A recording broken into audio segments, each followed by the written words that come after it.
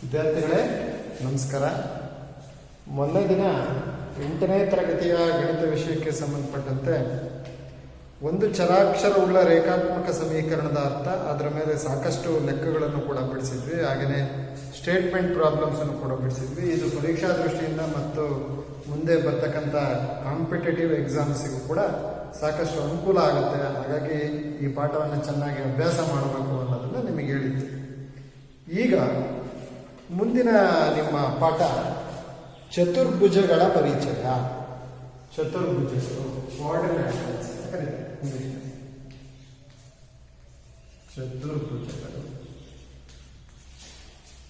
ಚತುರ್ಭುಜಗಳ ಪರಿಚಯ.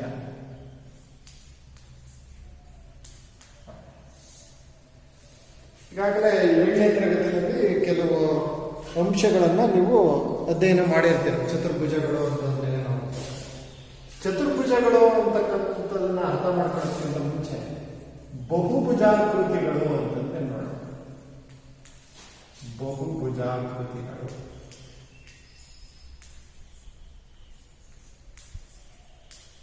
ಏನು? ಬಹುಭುಜಾಕೃತಿ. ಬಹು ಅಂದ್ರೆ ಗೊತ್ತಿದೆ, ಅನೇಕ. ಭುಜ ಅಂದ್ರೆ ಬಾಹು. ಇಲ್ಲಿ ಉದಾಹರಣೆಗೆ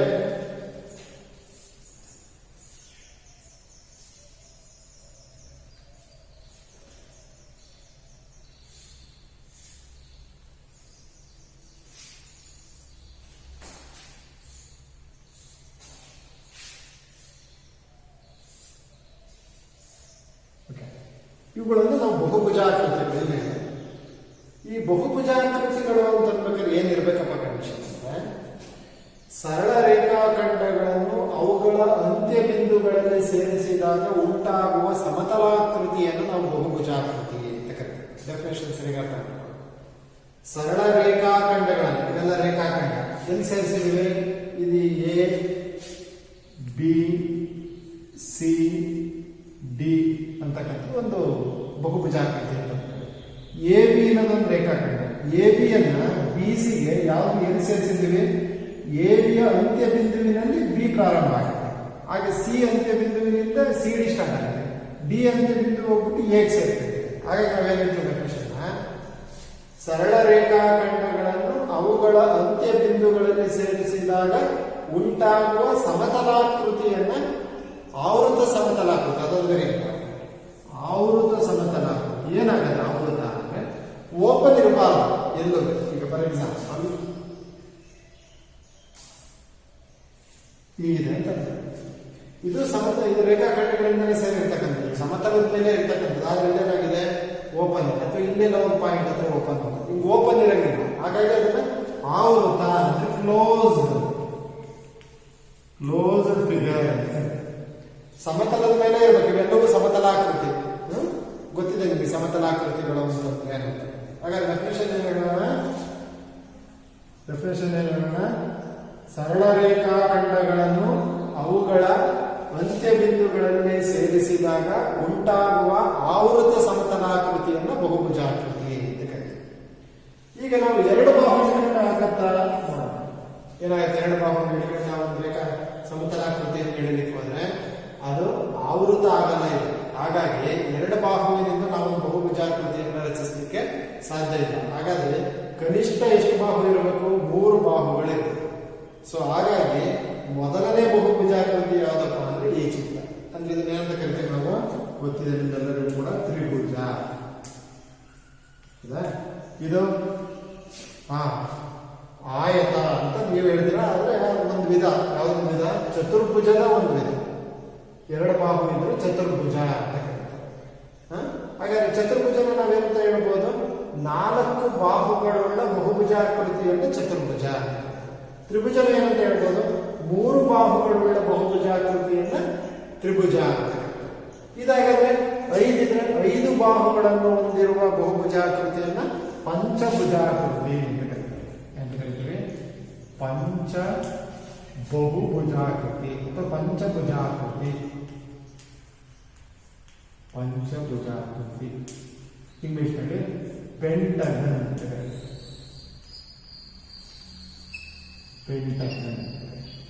ಓಕೆ, ಹಾಗಾದ್ರೆ ಡೆಫಿನೇಷನ್. ಸರಳ ರೇಖಾಖಂಡಗಳನ್ನು ಅವುಗಳ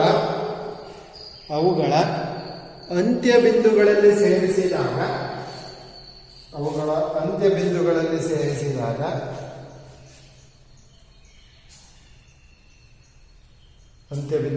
ಸೇರಿಸಿದಾಗ ಉಂಟಾಗುವ ಆವೃತ ಸಮತಲಾಕೃತಿಯನ್ನು ಬಹುಭುಜಾಕೃತಿ ಎನ್ನುವರು.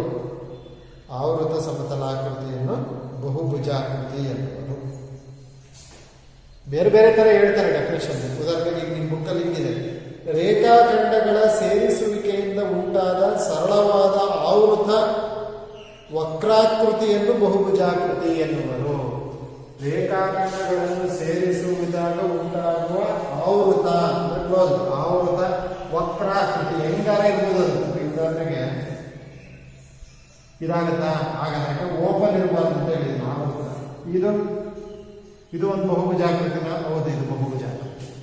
ಹೇಗ್ ಬೇಕಾದ್ರೂ ಬರ್ಬೋದು. ಒಟ್ಟೇನಪ್ಪ ಅಂದ್ರೆ ಉದಾಹರಣೆಗೆ ಈಗ ಬರ್ತೀವಿ, ಇದು ಬಹುಭುಜಾಕೃತಿನ. ಇದು ಬಹುಭುಜಾಕೃತಿ ಅಂತ ಅನ್ಸ್ಕೊಳ್ಳೋದು. ಯಾಕೆ? ಇಲ್ಲಿರ್ತಕ್ಕಂಥದ್ದು ಏನಾಗಿದೆ, ಕರ್ವ್ಡ್ ಲೈನ್ ಇದೆ. ನಮಗೆ ಬೇಕಾಗಿರ್ತಕ್ಕಂಥದ್ದೇನೋ ಸರಳ ರೇಖಾಖಂಡಗಳಿಂದನೇ ಆವೃತ ಆಗ್ಬೇಕು. ಹಾಗಾಗಿ ಇದು ಆವೃತ ಆಗಿದೆ, ಕ್ಲೋಸ್ ಆಗಿದೆ. ಆದ್ರೆ ಬಹುಭುಜಾಕೃತಿ ಯಾಕಲ್ಲ ಅಂದ್ರೆ ಇದು ವಕ್ರರೇಖೆ ಇದೆ. ಇದನ್ನೆಲ್ಲ ನೆನಪಿರ್ಬೇಕಾದ್ರೆ ಹಿಂಗ್ ಸೇರಿಸಿದ್ರೆ ಈಗಾಗುತ್ತೆ ಇದು ಬಹುಭುಜಾಕೃತಿ. ಹೌದು, ಇದೊಂದು ಬಹುಭುಜಾಕೃತಿ. ಸೊ ಚೆನ್ನಾಗಿ ಜ್ಞಾಪಕಟ್ಕೊಳ್ಳಿ. ಬಹುಭುಜಾಕೃತಿ ಅಂತಂದ್ರೆ ಅದು ಕೇವಲ ಸರಳ ರೇಖಾಖಂಡಗಳನ್ನು ಮಾತ್ರ ಹೊಂದಿದೆ, ಒಂದು ಪಾಯಿಂಟ್. ಇನ್ನೊಂದು ಪಾಯಿಂಟ್ ಅದು ಸಮತಲದ ಮೇಲೆ ಬರೀತಕ್ಕಂಥದ್ದಾಗಿದೆ. ಇನ್ನೊಂದು ಪಾಯಿಂಟ್ ಅದು ಆವೃತ ಸಮತಲಾಕೃತಿ ಆಗಿದೆ, ಕ್ಲೋಸ್ಡ್, ಎಲ್ಲೂ ಓಪನ್ ಇರಂಗಿಲ್ಲ. ಈಗ ಉದಾಹರಣೆಗೆ ಇದನ್ನೇ ಎಲ್ಲ ನಾನು ಈ ತರ ಓಪನ್ ಮಾಡಿಬಿಟ್ರೆ ಇದು ಬಹುಭುಜಾಕೃತಿನ ಅಂತ ಕೇಳಿರಲ್ಲ. ಹಾಗಾಗಿ ಇನ್ನೊಂದು ಪ್ರಶ್ನೆ, ವೃತ್ತ ಅಂತಕ್ಕಂಥದ್ದು ಬಹುಭುಜಾಕೃತಿನ? ಯೋಚನೆ ಮಾಡಿ ಹೇಳ್ಬೇಕು. ವೃತ್ತ ಒಂದು ಬಹುಭುಜಾಕೃತಿ ಆಗುತ್ತಾ? ಆಗುತ್ತೆ. ಕಾರಣ ಏನಿದೆ, ಇದಕ್ಕೆ ಇಲ್ಲಿ ಹೇಳ್ತಕ್ಕಂಥ ಎಲ್ಲಾ ಕಂಡೀಷನ್ ಇದೆ.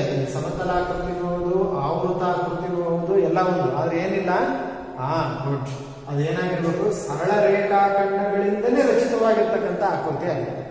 ಅಲ್ಲಿರ್ತಕ್ಕಂಥವೆಲ್ಲವೂ ಸರಳ ರೇಖಾಖಂಡಗಳೇ ಆಗಿರಬೇಕು, ಯಾವುದೇ ವಕ್ರರೇಖೆ ಇರಂಗಿಲ್ಲ. ಹಾಗಾಗಿ ವೃತ್ತ ಕೇವಲ ಒಂದು ಸಮತಲಾಕೃತಿಯ ಹೊರತು ಅದು ಬಹುಭುಜಾಕೃತಿ ಆಗಲಿಕ್ಕೆ ಸಾಧ್ಯ ಇಲ್ಲ. ಈಗ ಹೇಳುವುದಾದ್ರೆ ಹಿಂಗೆ ಬರೀಬೇಕು ನಾವೇನು, ಇದು ಬಹುಭುಜಾಕೃತಿ ಅಲ್ಲ, ಸರಳ ರೇಖಾಖಂಡಗಳಿಂದನೇ ಆಗಿರುತ್ತೆ. ಹೇಗಾದ್ರೂ ಬರೀರಿ, ಬಟ್ ಸರಳ ರೇಖಾಖಂಡಗಳನ್ನ ಹೆಂಗಾದ್ರೂ ಸೇರಿಸಿ. ಹೋಗಿ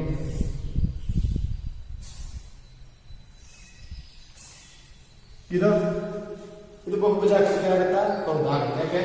ಇಲ್ಲಿ ಎಲ್ಲಾ ಬಹುಭುಜಾಕೃತಿಗಳು ಅವುಗಳ ಅಂತ್ಯ ಬಿಂದುಗಳಲ್ಲಿ ಸೇರಿದೆ ಮತ್ತು ಓಪನ್ ಇಲ್ಲ, ಕ್ಲೋಸ್ ಇದೆ ಎಲ್ಲವೂ. ಹಾಗಾಗಿ ಇದೊಂದು ಬಹುಭುಜಾಕೃತಿ.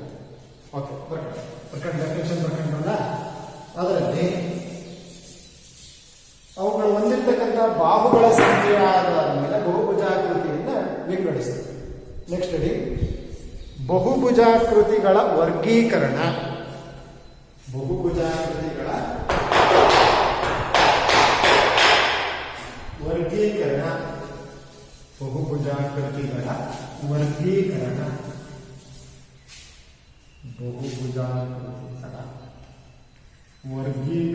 ವರ್ಗೀಕರಿಸಿ ಬಿಡಿಸೋದು ಅಂದ್ರೆ ವಿಧಗಳನ್ನು ತಿಳಿಸ್ತದೆ. ವರ್ಗೀಕರಣ ಅಥವಾ ಬಹುಭುಜಾಕೃತಿಯ ವಿಧಗಳು. ಸೊ ಬಹುಭುಜಾಕೃತಿಗಳನ್ನ ಅವುಗಳು ಹೊಂದಿರತಕ್ಕಂಥ ಬಾಹುಗಳ ಸಂಖ್ಯೆಗಳ ಆಧಾರದ ಮೇಲೆ ಅವುಗಳನ್ನು ಹೆಸರಿಸ್ತದೆ. ಬಾಹುಗಳ ಸಂಖ್ಯೆ, ಆಮೇಲೆ ವಿಧ, ಬಹುಭುಜಾಕೃತಿಯ ವಿಧ. ಉದಾಹರಣೆ 2 ಇರೋದ್ರಿಂದ ನಾನು ಮಾಡೋಕ್ಕಾಗಲ್ಲ ಅಂತ ಆಗಲೇ ಹೇಳಿ. ಯಾಕೆ? 2 ರೇಖಾಖಂಡಗಳನ್ನು ಹಾಕಿದ್ರೆ ಓಪನ್ ಆಗುತ್ತೆ, ಕ್ಲೋಸ್ ಆಗುತ್ತೆ. ಹಾಗಾಗಿ 2 ರೇಖಾಖಂಡಗಳನ್ನು ಉಪಯೋಗಿಸಿ ಯಾವುದೇ ಬಹುಭುಜಾಕೃತಿಯನ್ನ ರಚಿಸಲಿಕ್ಕೆ ಸಾಧ್ಯ ಇದೆ. 2ರಿಂದ ಆಗಲ್ಲ ಅಂದ್ರೆ 1ರಿಂದ ಅಂತೂ ಇನ್ನೇನು ಆಗದೇ ಇಲ್ಲ. ನೆಕ್ಸ್ಟ್ 3ರಿಂದ ಆಗುತ್ತಾ? 3 ರೇಖಾಖಂಡಗಳನ್ನು ಸೇರಿಸಿ ಒಂದು ಕ್ಲೋಸ್ ಇರೋದು ಮಾಡ್ಬೋದಾ? ಮಾಡ್ಬೋದು. ಇದೆಲ್ಲ ನಿಮಗೆ ಅತ್ಯಂತ ಚಿರಪರಿಚಿತವಾಗಿರ್ತಕ್ಕಂಥ ಬಹುಭುಜಾಕೃತಿ. ಯಾವುದು? ಬಾಹುಗಳ ಸಂಖ್ಯೆ 3 ಇದ್ರೆ ಹಾಗಾದ್ರೆ ಅದೇನಾಗುತ್ತೆ? ತ್ರಿಭುಜ. ಹಾಗಾದ್ರೆ 4 ಇದ್ರೆ ಚತುರ್ಭುಜ ಚತುರ್ಭುಜ. ನೆಕ್ಸ್ಟ್ 5 ಇದ್ರೆ ಪಂಚಭುಜಾಕೃತಿ ಅಥವಾ ಪಂಚಭುಜ ಪಂಚಭುಜಾಕೃತಿ ಪೆಂಟಗನ್ ಪಂಚಭುಜಾಕೃತಿ. ಸರಿನಾ? 6 ಇದ್ರೆ ಷಡ್ಭುಜಾಕೃತಿ ಷಡ್ಭುಜಾಕೃತಿ ಹೆಕ್ಸಗನ್. ಹಾಗೆಯೇ 7 ಇದ್ರೆ ಸಪ್ತಭುಜಾಕೃತಿ ಸಪ್ತಭುಜಾಕೃತಿ.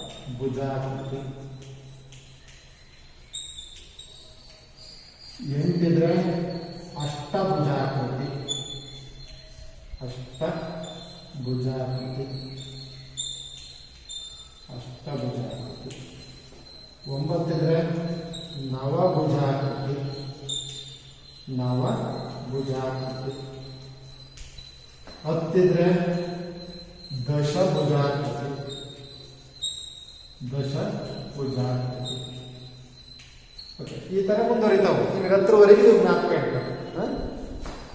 ಓಕೆ, ಕನಿಷ್ಠ 3 ಬಾಹುಗಳು ಬೇಕೇ ಬೇಕು. ಅದು ಬಹುಭುಜಾಕೃತಿ ಅಂತ ಅನ್ಸುತ್ತೆ. 3ರಿಂದ ಮೊದಲನೇ ಬಹುಭುಜಾಕೃತಿ ಯಾವ್ದಾಗಾದ್ರೆ ತ್ರಿಭುಜ.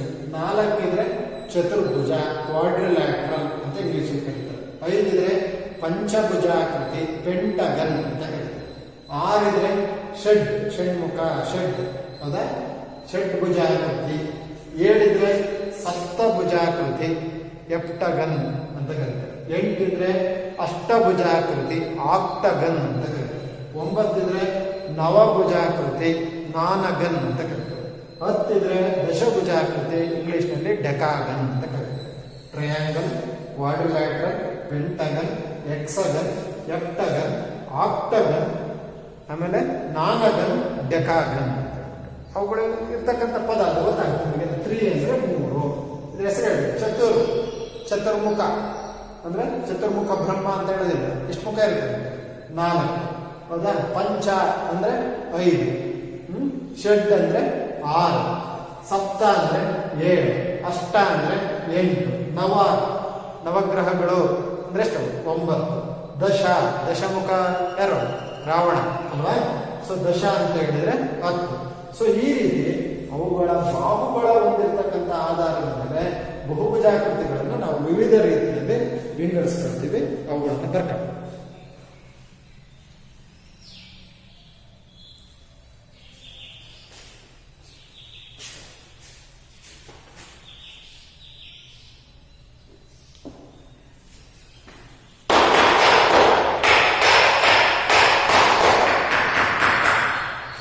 ಆಯ್ತಾ?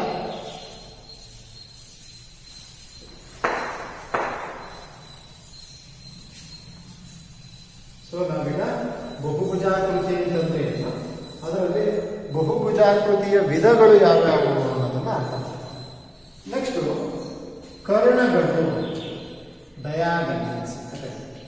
ಕರ್ಣಗಳು ಇಂಗ್ಲಿಷ್ನಲ್ಲಿ ಡಯಾಗನಲ್ಸ್.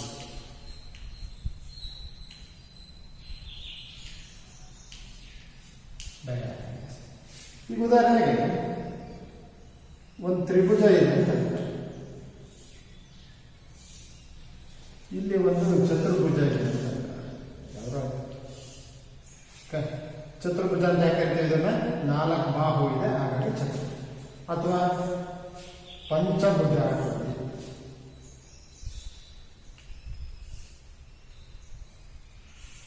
ಹೌದಾ? 5 ಇದ್ರೆ ಪಂಚಭುಜ. ಈಗ ಉದಾಹರಣೆಗೆ ಇಲ್ಲಿ ಕರ್ಣ ಅಂತಂದ್ರೆ ಏನಪ್ಪಾ ಅಂದ್ರೆ ಇವುಗಳನ್ನು ನಾವು ಚತುರ್ಭುಜದ ಶೃಂಗಗಳು ಅಥವಾ ಬಹುಭುಜಾಕೃತಿಯ ಶೃಂಗಗಳು. ಬಹುಭುಜಾಕೃತಿಯಲ್ಲಿರ್ತಕ್ಕಂಥ ಪಕ್ಕದ ಬಾಹುಗಳನ್ನು ಅಥವಾ ಶೃಂಗಗಳನ್ನು ಸೇರಿಸಿದಾಗ ಏನು ಉಂಟಾಗ್ತವೆ? ಬಾಹುಗಳು ಉಂಟಾಗ್ತವೆ. AD, DC, BC, BA ಇವೆಲ್ಲ ಚತುರ್ಭುಜದ ಬಾಹುಗಳು. ಅರ್ಥ ಆಯ್ತಾ? ಅಕ್ಕಪಕ್ಕದ ಬಾಹುಗಳನ್ನು ಸೇರಿಸಿದಾಗ ನಮಗೆ ಬಾಹುಗಳು. ಅದನ್ನೇ ಈ ಕಂಟಿನ್ಯೂಸ್ ಇಂದಲೇ ಇರ್ತಕ್ಕಂಥ ಬಾಹುಗಳನ್ನು ಬಿ ಮತ್ತು ಡಿ ಸೇರಿಸ್ತೀನಿ ಅಥವಾ ಸಿ ಮತ್ತು ಎ ಸೇರಿಸ್ತೀನಿ ಅಂತ. ಈ ಬಿ ಡಿ ಮತ್ತು ಎ ಬಿ ಎ ಸಿ ಇದೆಯಲ್ಲ, ಇವುಗಳನ್ನು ನಾವು ಕರಿತೀವಿ ಕರ್ಣ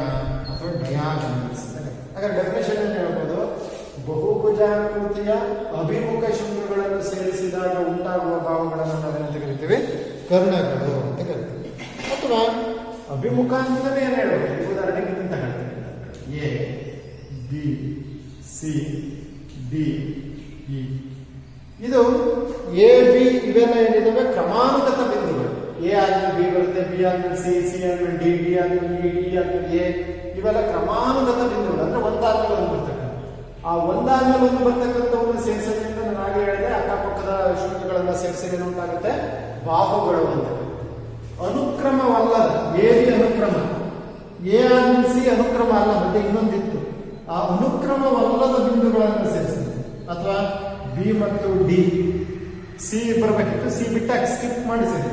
ಇಲ್ಲಿ ಡಿ ಬಿಟ್ಟು ಈಗ ಸೇರಿಸಿದ್ರೆ ಸಿ, ಅಥವಾ ಡಿ ಬಿಟ್ಟು ಎಗ್ ಸೇರಿಸಿದ್ರೆ ಇ ಬಿಟ್ಟು ಇಲ್ಲಿ ಎಗ್ ಸೇರಿಸಿದ್ರೆ ಡಿ.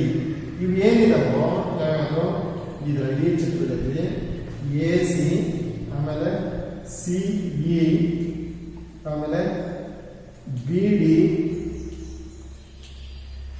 ಎ ಡಿ, ಇನ್ನೊಂದು ಬಿ. ಇವೆಲ್ಲ ಅನುಕ್ರಮವಲ್ಲದ ಶೃಂಗಗಳನ್ನು ಸೇರಿಸಿದಾಗ ಉಂಟಾಗಿರ್ತಕ್ಕಂಥ ರೇಖಾಖಂಡಗಳು. ಅನುಕ್ರಮ ಬಿಂದುಗಳನ್ನು ಸೇರಿಸಿದಾಗ ಉಂಟಾಗ್ತಕ್ಕಂಥ ರೇಖಾಖಂಡಗಳನ್ನು ನಾವೇನು ಕರಿತೀವಿ? ಆಗಲೇ ಹೇಳಿದೆ, ಎಂದು ಬಾಹುಗಳು ಅಂತ ಕರಿತೀವಿ. ಬಾಹುಗಳು. ಆದರೆ ಅನುಕ್ರಮವಲ್ಲದ A, B, C, D, E ಇವು ಅನುಕ್ರಮ ಶೃಂಗಗಳು. ಒಂದಾದ್ಮೇಲೆ ಒಂದು ಮಧ್ಯದೊಂದು ಬಿಟ್ಟು ಬಿಡ್ತೀವಿ ನಾವು. ಎ ಪಕ್ಕ ಬಿ ಬರಬೇಕಿತ್ತು ಅಥವಾ ಇ ಬರಬೇಕಿತ್ತು, ಬಿಟ್ಬಿಟ್ಟು ಎ ಇಂದ ಸಿಗೋ ಅಥವಾ ಎ ಇಂದ ಡಿಗೆ ಸೇರಿಸಿದ್ರೆ ಆಗ ಉಂಟಾಗಿರ್ತಕ್ಕಂಥ ಎ ಸಿ ಮತ್ತು ಎ ಡಿಗಳು ಏನಿದವೋ ಇವುಗಳನ್ನ ಕರ್ಣಗಳು ಅಂತ ಕರಿತೀವಿ. ಹಾಗಾದ್ರೆ ಕರ್ಣದ ಇನ್ನೊಂದು ಡೆಫಿನೇಷನ್ ಏನ್ ಹೇಳ್ಬೋದು? ಅನುಕ್ರಮವಲ್ಲದ, ಅನುಕ್ರಮ ಬಕಳಿ ಕರ್ಣಗಳು, ಅನುಕ್ರಮವಲ್ಲದ ಎರಡು ಬಿಂದುಗಳನ್ನು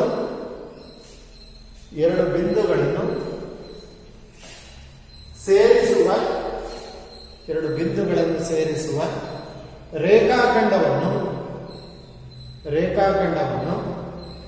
ಕರ್ಣ ಎನ್ನುವರು. ರೇಖಾಖಂಡವನ್ನು ಕರ್ಣ ಎನ್ನುವರು. ನೀವು ಈ ಚಿತ್ರಗಳನ್ನು ಬರ್ಕೊಂಡು ಈ ಚಿತ್ರದಲ್ಲಿ ಹಾಗಾದ್ರೆ ನೋಡಿ, ತ್ರಿಭುಜದಲ್ಲಿ ಕರ್ಣ ಎಳೆಯಕ್ಕೆ ಸಾಧ್ಯನಾ? ಪಿ ಕ್ಯೂ ಆರ್ ಅಂತ ತ್ರಿಭುಜ. ಇದರಲ್ಲಿ ನಾನು ಕರ್ಣ ಎಳೆಯಕ್ಕೆ ಸಾಧ್ಯನಾ? ಪಿ ನ ಕ್ಯೂ ಸೇರಿಸಿದ್ದೀನಿ, ಅದೇನದು ಅನುಕ್ರಮ ಶೃಂಗ, ಹಾಗಾಗಿ ಬರುತ್ತೆ. ಹಾಗಾಗಿ ಏನಾಯ್ತದು? ಬಾಹು ಆಯ್ತು. ಹೌದಾ? ಹಾಗೆ ಕ್ಯೂ ಮತ್ತು ಆರ್ ಸೇರಿಸಿದಾಗ ಉಂಟಾಗ್ತಕ್ಕಂಥದ್ದು ಕೂಡ ಬಾಹು. ಆರ್ ಮತ್ತು ಪಿ ಸೇರಿಸಿದಾಗ ಉಂಟಾಗ್ತಕ್ಕಂಥದ್ದು ಬಾಹು. ಬೇರೆ ಇದನ್ನು ಎ ಬಿಟ್ಟು ಈ ಸಾರಿ ಪಿ ಆದ್ಮೇಲೆ ಕ್ಯೂ ಬರಬೇಕಿತ್ತು, ಕ್ಯೂ ಬಿಟ್ಟು ಆರ್ ಅನ್ನು ಸೇರಿಸ್ತೀನಿ ಅಂದ್ರೆ ಪಿ ಆರ್ ಕರ್ಣನದು ಅಲ್ಲ, ಅದು ಬಾಹು. ಹಾಗಾಗಿ ಇರೋವೆಲ್ಲವೂ ಬಾಹು. ಅಂದ್ರೆ ತ್ರಿಭುಜದಲ್ಲಿ ಯಾವುದೇ ಕರ್ಣಗಳು ಇರೋದಿಲ್ಲ ಅಂತ. ತ್ರಿಭುಜದಲ್ಲಿ ಕರ್ಣಗಳನ್ನು ಎಳೆಯಲಿಕ್ಕೆ ಸಾಧ್ಯ ಇಲ್ಲ. ಕನಿಷ್ಠ ಎಲ್ಲಿಂದ ಪ್ರಾರಂಭ ಮಾಡಬೇಕು? ಚತುರ್ಭುಜಗಳಿಂದ ಪ್ರಾರಂಭ ಮಾಡಬೇಕು. ಚತುರ್ಭುಜದಲ್ಲಿ 2 ಕರ್ಣಗಳಿತ್ತು, ಪಂಚಭುಜಾಕೃತಿಯಲ್ಲಿ 5 ಕರ್ಣಗಳಿತ್ತು, ಹಾಗೆ ಷಡ್ಭುಜಾಕೃತಿನಲ್ಲಿ ಎಳೆಯಬಹುದು. ಬರ್ಕೊಂಡಿದ್ರಲ್ಲ ಈ ಚಿತ್ರ ಬರ್ಕೊಂಡು ಈ ಕೆಳಗಡೆ ಬಿ ಎ ಮತ್ತು ಎ ಸಿಗಳು, ಬಿ ಎ ಮತ್ತು ಬಿ ಎ ಅಲ್ಲ, ಸರಿ ತಪ್ಪಾಗಿದೆ. ಇದು ಎ ಬಿ ಸಿ ಡಿ ಅಥವಾ ಬಿ ಡಿ ಮತ್ತು ಎ ಸಿಗಳು ಕರ್ಣಗಳು. ಇಲ್ಲಿ A C, C E, B D, A D ಮತ್ತು ಬಿ ಇಗಳು ಕರ್ಣಗಳು ಅಂತ.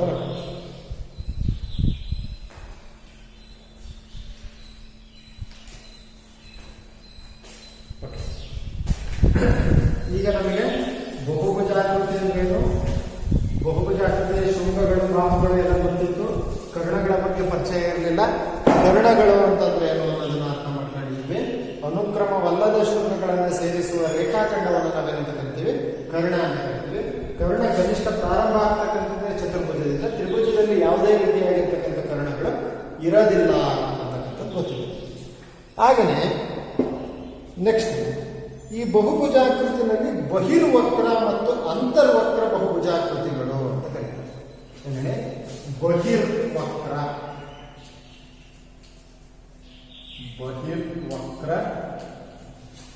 ಬಹುಭುಜಾಕೃತಿಗಳು,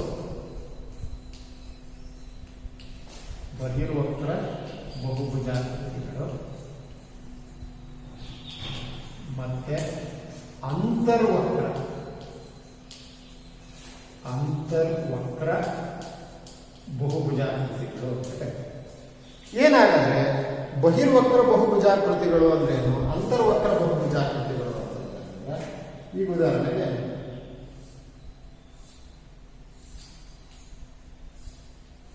ಇದೊಂದು ಬಹುಭುಜ, ಎಲ್ಲರೂ ಒಪ್ಕೊಳ್ತೇವೆ ಹೌದಾ? ಯಾಕೆ ಇದು ಬಹುಭುಜಾಕೃತಿ? ಡೆಫಿನೇಷನ್ ಅಲ್ಲಿ ಹೇಳಿರ್ತಕ್ಕಂಥ ಎಲ್ಲಾ ಕಂಡೀಷನ್ ಸ್ಯಾಟಿಸ್ಫೈ. ಇವೆಲ್ಲವೂ ಕೂಡ ರೇಖಾಖಂಡಗಳಿಂದಲೇ ಆಗಿರ್ತಕ್ಕಂಥದ್ದು, ಹಾಗಾಗಿ ಇದು ಬಹುಭುಜಾಕೃತಿ. ಅದರಲ್ಲೂ ಏನು, ರೇಖಾಖಂಡಗಳೆಲ್ಲವೂ ಅಂತ್ಯ ಬಿಂದುಗಳಲ್ಲೇ ಸೇರಿದೆ, ಹಾಗಾಗಿ ಸರಳ ರೇಖಾಖಂಡಗಳಿಂದಾಗಿದೆ, ಆವೃತವಾಗಿದೆ, ಸಮತಲಾಕೃತಿಯಾಗಿದೆ. ಇದೊಂದು ಬಹುಭುಜ. ಎಂತ ಬಹುಭುಜಾಕೃತಿ ಅನ್ನೋದನ್ನು ಡಿಸೈಡ್ ಮಾಡೋದಂದ್ರೆ ಅದರಲ್ಲಿರ್ತಕ್ಕಂಥ ಬಾಹುಗಳನ್ನು ಎಣಿಸ್ತೀವಿ. 1, 2, 3, 4, 5, 6 ಇದ್ರೇನು ಷಡ್ಭುಜ. ಇದರಲ್ಲಿ ನಾನು ಕರ್ಣಗಳನ್ನು ಹೇಳಿದ್ರೆ ಈ ಕರ್ಣಗಳೆಲ್ಲವೂ ಎಲ್ಲಿ ಬರ್ತಾವಪ್ಪ ಅಂದ್ರೆ ಆ ಚಿತ್ರದ ಒಳಭಾಗದಲ್ಲೇ ಬರ್ತವೆ. ಅಂತ ಒಳಗಡೆ ಇರ್ತವೆ. ಹಾಗಾಗಿ ಇದನ್ನ ಕರೀತೀವಿ ಬಹಿರ್ವಕ್ರ ಚತುರ್ಭುಜ ಇಂಥವು. ಸಪೋಸ್ ಈಗ ಇನ್ನೊಂದು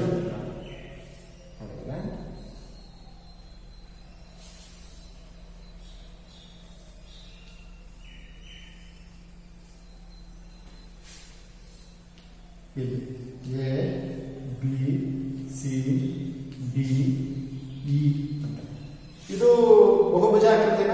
ಹೌದು, ನಮಗೇನು ಒಟ್ಟು ರೇಖಾಖಂಡಗಳನ್ನು ಸೇರಿಸಿರ್ಬೇಕು, ಎಲ್ಲೂ ಓಪನ್ ಇರಬಾರ್ದು, ಯಾವುದೇ ವಕ್ರರೇಖೆ ಇರಬಾರ್ದು, ಇಂಥದನ್ನು ಬಹುಭುಜಾಕೃತಿ ಅಂತ. ಇದು ಬಹುಭುಜ. ಇಲ್ಲಿ ನಾನು ಕರ್ಣಗಳನ್ನು ಹೇಳಿದಾಗ ನೋಡಿ, ಇದೊಂದು ಕರ್ಣ ಆಯ್ತು, ಇದೊಂದು ಕರ್ಣ ಆಯ್ತು, ಇಲ್ಲೊಂದು ಕರ್ಣ ಆಯ್ತು. ನೋಡಿ ಈ ಕರ್ಣ ಏನಿದೆ, ಇದು ನಾನು ಇಲ್ಲಿ ಎಳಿತಕ್ಕಂಥ ಕರ್ಣ ಏನಿದೆ, ಎಡಿ ಎಳಿದಿದ್ದು, ಎಡಿಗೂ ಮತ್ತು ಇಬಿಗೂ ಇಸಿಗೂ ವ್ಯತ್ಯಾಸ ಏನಪ್ಪ ಅಂದ್ರೆ ಇಬಿ ಮತ್ತು ಇಸಿಗಳು ಆ ಚಿತ್ರದ ಒಳಭಾಗದಲ್ಲಿ ಬಂದಿದೆ, ಆದ್ರೆ ಎಡಿ ಅಂತಕ್ಕಂಥ ಕರ್ಣ ಆ ಚಿತ್ರದ ಹೊರಭಾಗದಲ್ಲಿದೆ. ಹಾಗಾಗಿ ಅಂತ ಕರಿತೀವಿ ಅಂತರ್ವಕ್ರ ಚತುರ್ಭುಜಗಳು. ಅಂತರ್ವಕ್ರ, ಒಳಗೆ ವಕ್ರ ಆಗಿರುತ್ತೆ, ಒಳಗೆ ಸೇರ್ಕೊಂಡಿದೆ. ಇದು ಬಹಿರ್, ಹೊರಗಡೆ ವಕ್ರ ಆಗಿದೆ, ಹೊರಭಾಗದಲ್ಲಿ ವಕ್ರ ಆಗಿದೆ. ಹಾಗಾಗಿ ಇದನ್ನು ಬಹಿರ್ವಕ್ರ ಚತುರ್ಭುಜ ಅಂತ ಆಯ್ತಾ? ಸೊ ಈ ರೀತಿ ಈಗ ಹೇಗಾದ್ರೂ ಹೇಳಿ ಆ ಚಿತ್ರದ ಒಳಭಾಗದಲ್ಲಿ ಏನಾದರೂ ಕರ್ಣಗಳು, ಎಲ್ಲಾ ಕರ್ಣಗಳು ಚಿತ್ರದ ಒಳಭಾಗದಲ್ಲಿ ಬಂದ್ರೆ ಅದನ್ನ ಬಹಿರ್ವಕ್ರ ಚತುರ್ಭುಜ. ಯಾವುದಾದ್ರೂ ಒಂದು ಕರ್ಣ ಚಿತ್ರದಿಂದ ಹೊರಗಡೆ ಬಂದ್ರೆ ಅದನ್ನ ಅಂತ ಕರಿತೀವಿ ಅಂತರ್ವಕ್ರ ಚತುರ್ಭುಜ.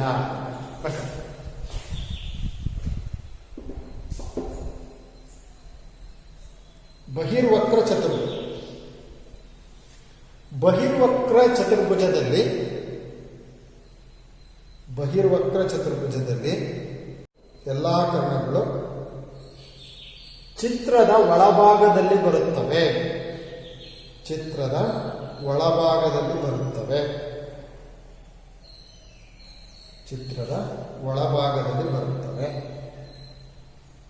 ನೆಕ್ಸ್ಟ್ ಸೈಡ್ ಅಂತರ್ವಕ್ರ ಚತುರ್ಭುಜ.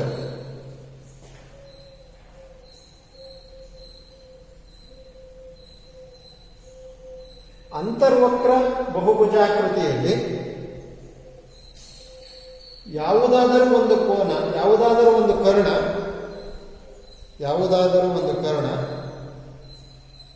ಚಿತ್ರದ ಹೊರಭಾಗದಲ್ಲಿರುತ್ತದೆ. ಉದಾಹರಣೆಗೆ ನಿಮ್ಮ ಟೆಕ್ಸ್ಟ್ ಬುಕ್ ಅಲ್ಲಿ ಈ ಉದಾಹರಣೆಗಳನ್ನು ಕೊಟ್ಟಿದ್ದಾರೆ ನೋಡಿ. ಇದು ನೋಡಿ, ಎಲ್ಲ ಹೊರಗಡೆ ಬಲ್ಜಿಂಗ್ ಆಗಿದೆ. ಮತ್ತೆ ಕರ್ಣಗಳನ್ನು ನೀವು ಎಳಲಿಕ್ಕೆ ಪ್ರಯತ್ನ ಪಟ್ಟರೆಲ್ಲ ಅವೆಲ್ಲವೂ ಇರ್ತವೆ, ಒಳಗಡೆ ಬರೋದ್ರಿಂದ ಇದನ್ನೇನು ಕರಿಬೇಕು, ಬಹಿರ್ವಕ್ರ ಚತುರ್ಭುಜ. ಇದು ಕೂಡ ಬಹಿರ್ ಬಹಿರ್ ಬಹಿರ್ ಬಹಿರ್. ಇದು ನೋಡಿ, ಇಲ್ಲೊಂದು ನನ್ನ ಡಯಾಗ್ರಾಮ್ ಹೇಳಿದ್ರೆ ಈ ಪಾಯಿಂಟ್ ಅನ್ನು ಸೇರಿಸಿದ್ರೆ ಹೊರಗಡೆ ಬರುತ್ತೆ, ಚಿತ್ರ ಬಿಟ್ಟು ಹೊರಗಡೆ ಬರುತ್ತೆ. ಇಲ್ಲೂ ನೋಡಿ, ಈ ಮೇಲ್ಗಡೆ ಇರ್ತಕ್ಕಂಥ ಎರಡು ಶುಭಗಳನ್ನು ಸೇರಿಸಿದ್ರೆ ಚಿತ್ರ ಬಿಟ್ಟು ಹೊರಗೆ ಬರುತ್ತೆ. ಈಗಿದೆ ಈ ತರ ಚಿತ್ರ, ಇಲ್ಲೂ ಹೇಳಿದ್ರೆ ಚಿತ್ರ ಬಿಟ್ಟು ಹೊರಗೆ ಬರುತ್ತೆ, ಇಲ್ಲೂ ಚಿತ್ರ ಬಿಟ್ಟು ಹೊರಗೆ ಬರುತ್ತೆ, ಏನೋ ಕರ್ಣ. ಹಾಗಾಗಿ ಈ ಕಡೆ ಇರೋವೆಲ್ಲವೂ ಏನು ಅಂತರ್ವಕ್ರ ಬಹುಭುಜಾಕೃತಿಗಳು. ಇವೇ ನೀವು ಬಹಿರ್ವಕ್ರ ಚತುರ್ಭುಜ. ಆ ಚಿತ್ರದಲ್ಲಿ ಇರ್ತಕ್ಕಂಥ ಉದಾಹರಣೆಗಳನ್ನ ನೀವು ಮಾಡ್ಕೋಬೇಕು, ಸರಿನಾ?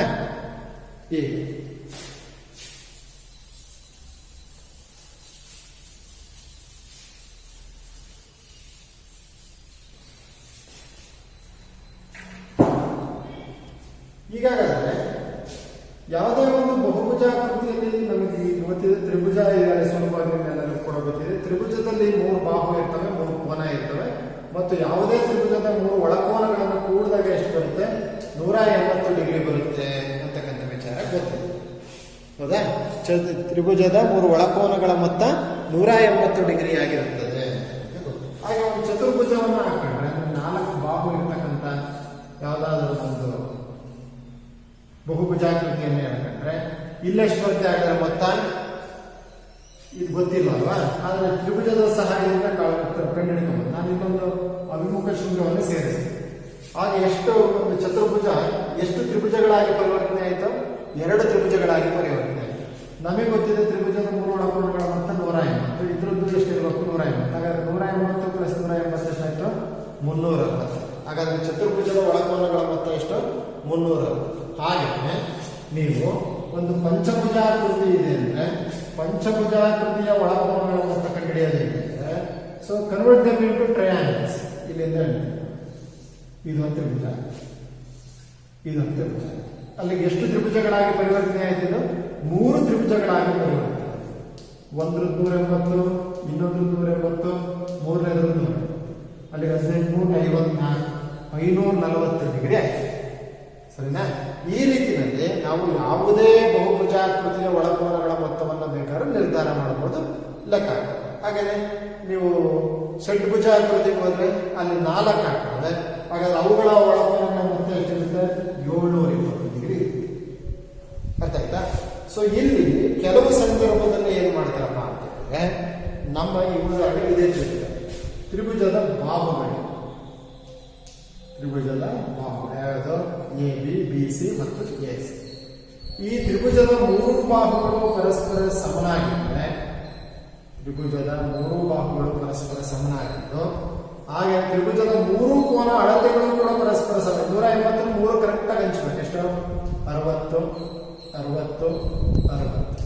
ಈ ರೀತಿ ಎಲ್ಲಾ ಬಾಹುಗಳು ಮತ್ತು ಎಲ್ಲಾ ಕೋನಗಳು ಪರಸ್ಪರ ಸಮನಾಗಿದ್ದರೆ ಅಂತಹ ಬಹುಭುಜಾಕೃತಿಯನ್ನು ನಾವೇನಂತ ಕರಿತೀವಿ?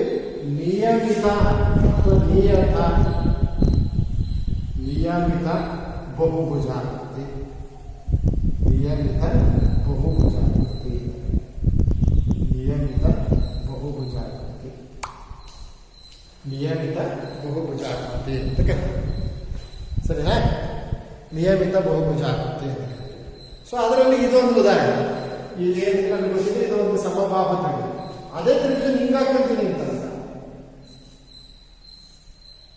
ಇದು 6 ಸೆಂಟಿಮೀಟರ್ ಇದೆ, ಇದು 5 ಸೆಂಟಿಮೀಟರ್ ಇದೆ, ಇದು 4 ಇದೆ, ಇದು 50 ಡಿಗ್ರಿ ಇದೆ, ಇದು 60 ಇದೆ, ಇದು 75 ಇದೆ.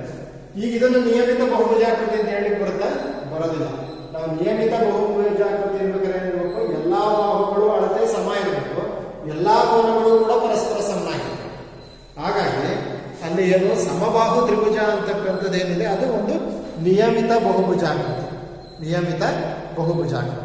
ಹಾಗೆ ನೀವು ಚತುರ್ಭುಜದಲ್ಲಿ ಎಳೆಯಬೇಕು ಅಂತಂದ್ರೆ ಏನು ಎಳೆಯಬಹುದು? ನೋಡಿ, ಚೌಕವನ್ನ ಎಳೆಯಬಹುದಲ್ವಾ? ಇಲ್ಲೂ ಕೂಡ ಚೌಕದಲ್ಲೂ ಕೂಡ ಏನಾಗುತ್ತೆ? 4 ಬಾಹುಗಳು ಸಮ ಇರ್ತವೆ ಮತ್ತೆ ಎಲ್ಲಾ ಕೋನಗಳು ಎಷ್ಟಾಗಿರ್ತವೆ? 90, 90, 90, 90 ಅಂತ ಗೊತ್ತಿದೆ. ಇಂಥದನ್ನ ಏನಂತ ಕರಿತೀವಿ? ಚೌಕ. ಅಥವಾ ಇದು ಕೂಡ ಒಂದು ನಿಯಮಿತ ಬಹುಭುಜಾಕೃತಿಗೆ ಉದಾಹರಣೆ. ಹಾಗಾದ್ರೆ ನಿಯಮಿತ ಬಹುಭುಜಾಕೃತಿ ಅಂತ ಅನ್ಬೇಕಾದ್ರೆ ಏನಿರ್ಬೇಕು ಕಂಡೀಷನ್ನು? ಬಹುಭುಜಾಕೃತಿಯಲ್ಲಿನ ಎಲ್ಲಾ ಬಾಹುಗಳು ಮತ್ತು ಎಲ್ಲಾ ಕೋನಗಳು ಪರಸ್ಪರ ಸಮನಾಗಿದ್ದರೆ ಅಂತಹ ಚತುರ್ಭುಜ, ಅಂತಹ ಬಹುಭುಜಾಕೃತಿಗಳನ್ನು ನಾವೇನಂತ ಕರಿತೀವಿ? ನಿಯಮಿತ ಬಹುಭುಜಾಕೃತಿ, ರೆಗ್ಯುಲರ್ ಪಾಲಿಗನ್ ಅಂತ ಕರಿತೀವಿ. ಏನು? ರೆಗ್ಯುಲರ್ ಪಾಲಿಗನ್, ರೆಗ್ಯುಲರ್ ಪಾಲಿಗನ್, ನಿಯಮಿತ ಬಹುಭುಜಾಕೃತಿ ಅಥವಾ ನಿಯತ ಬಹುಭುಜಾಕೃತಿ ಅಂತ ಕೂಡ ಕರೀತಾರೆ. ನಿಯತ ಬಹುಭುಜಾಕೃತಿ. ಸಮ ಇಲ್ಲ ಅಂದ್ರೆ ಸಮ ಇಲ್ಲ, ಇದು ಅನಿಯಮಿತ, ಅನಿಯಮಿತ ಬಹುಭುಜಾಕೃತಿ ಅಂತ ಕರೀತಾರೆ. ಬರ್ತಾರೆ ನಿಯಮಿತ ಬಹುಭುಜಾಕೃತಿ. ರೈಟ್. ನಿಯಮಿತ ಬಹುಭುಜಾಕೃತಿಗಳು ರೆಗ್ಯುಲರ್ ಪಾಲಿಗನ್ಸ್ ಅಂತ ಕರೀತಾರೆ. ರೆಗ್ಯುಲರ್ ಪಾಲಿಗನ್ಸ್ ಪ್ರಕಟ. ಬಹುಭುಜಾಕೃತಿಯಲ್ಲಿನ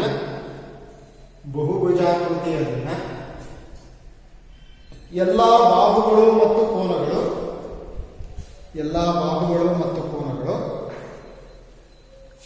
ಪರಸ್ಪರ ಸಮನಾಗಿದ್ದರೆ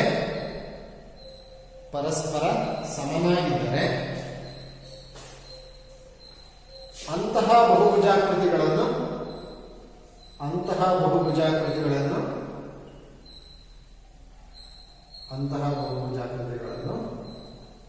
ನಿಯಮಿತ ಬಹುಭುಜಾಕೃತಿಗಳು ಎನ್ನುವರು. ಎಕ್ಸಾಂಪಲ್ ಒಂದನೇದು ಸಮಬಾಹು ತ್ರಿಭುಜ.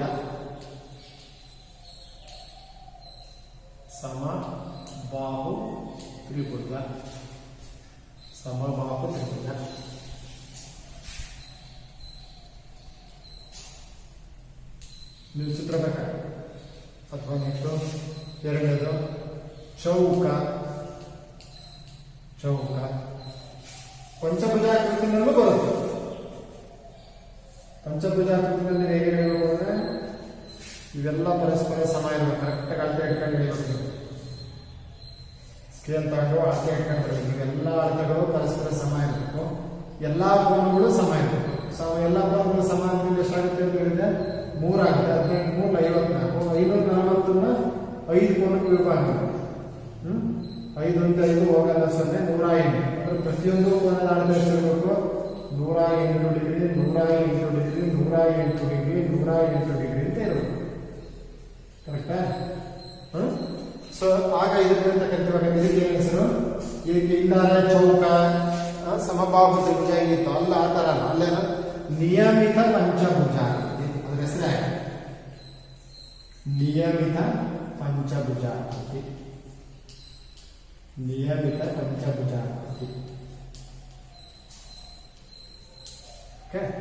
ಇವು ಕೇವಲ 5 ಅಷ್ಟೇ ಇವೆ. ಈ ತರ ನಿಯಮಿತ ಬಹುಭುಜಾಕೃತಿಗಳಿದಾವಲ್ಲ, ಅವು ಕೇವಲ 5 ಮಾತ್ರ ಇವೆ. ಯಾವುದು? ಸಮಬಾಹು ತ್ರಿಭುಜ, ಚೌಕ, ನಿಯಮಿತ ಪಂಚಭುಜಾಕೃತಿ ಮತ್ತೆ ನಿಯಮಿತ ಷಡ್ಭುಜಾಕೃತಿ. ಈ ರೀತಿ 5 ಮಾತ್ರ ಇದೆ. ಅನಿಯಮಿತ ಇದಾವಲ್ಲ ಅವು ಸಾಕಷ್ಟಿದಾವೆ, ಬೇಕಾದಷ್ಟಿದೆ. ಇನ್ನು ಉಳಿದಿದ್ದು ಈ ಸಮಬಾಹು ತ್ರಿಭುಜ ಬಿಟ್ಟು ಇನ್ನು ಉಳಿದಿದ್ದೆಲ್ಲ ತ್ರಿಭುಜಗಳೇನಿದೆ ಅವೆಲ್ಲವೂ ಕೂಡ ಅನಿಯಮಿತ. ಅರ್ಥ ಆಯ್ತಾ? ಬರ್ಕೊಳ್ಳಿ ನೆಕ್ಸ್ಟ್. ಅನಿಯಮಿತ ಬಹುಭುಜಾಕೃತಿಗಳು.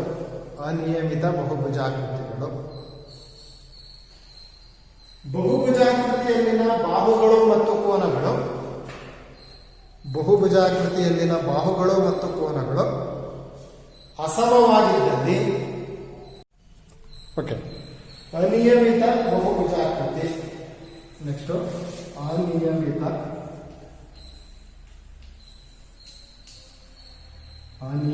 ಬಹುಭುಜಾಕೃತಿ.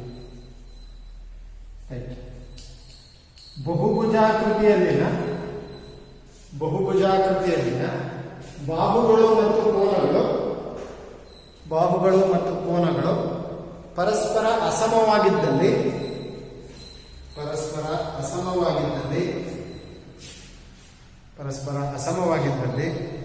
ಅಂತಹ ಬಹುಭುಜಾಕೃತಿಯನ್ನು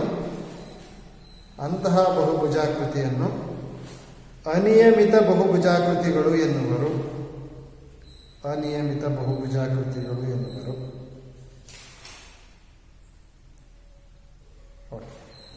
ಇಲ್ಲಿ ನಿಮ್ಮ ಅಭ್ಯಾಸ 4.1ನಲ್ಲಿ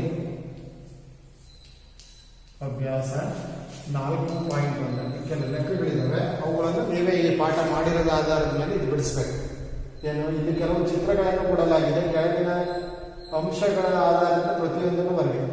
ಸರಳ ವಕ್ರರೇಖೆ, ಸರಳ ಆವೃತ ವಕ್ರರೇಖೆ ಯಾವ್ಯಾವ ಇದಾವೆ ಅಂತ. ಹಾಗೇನೆ ಬಹುಭುಜ, ಹಾಗೇನೆ ಬಹಿರ್ವಕ್ರ ಬಹುಭುಜ, ಅಂತರ್ವಕ್ರ ಬಹಿರ್ಭುಜ, ಈ ತರ ವಿಂಗಡಿಸಿ ಚಿತ್ರಗಳು. ಹಾಗೇನೆ ಒಂದು ಬಹಿರ್ವಕ್ರ ಚತುರ್ಭುಜದಲ್ಲಿ ಎಷ್ಟು ಕರ್ಣಗಳಿರ್ತವೆ, ತ್ರಿಭುಜದಲ್ಲಿ ಎಷ್ಟು ಕರ್ಣಗಳಿರ್ತವೆ, ಇದೆಲ್ಲ ಪಾಠ ಮಾಡಿರ್ತಕ್ಕಂಥದ್ದು. ಈ ಅಭ್ಯಾಸ 4.1 ಇರ್ತಕ್ಕಂಥ ಎಲ್ಲಾ ಲೆಕ್ಕಗಳನ್ನ ನೀವು ಹೋಮ್ವರ್ಕ್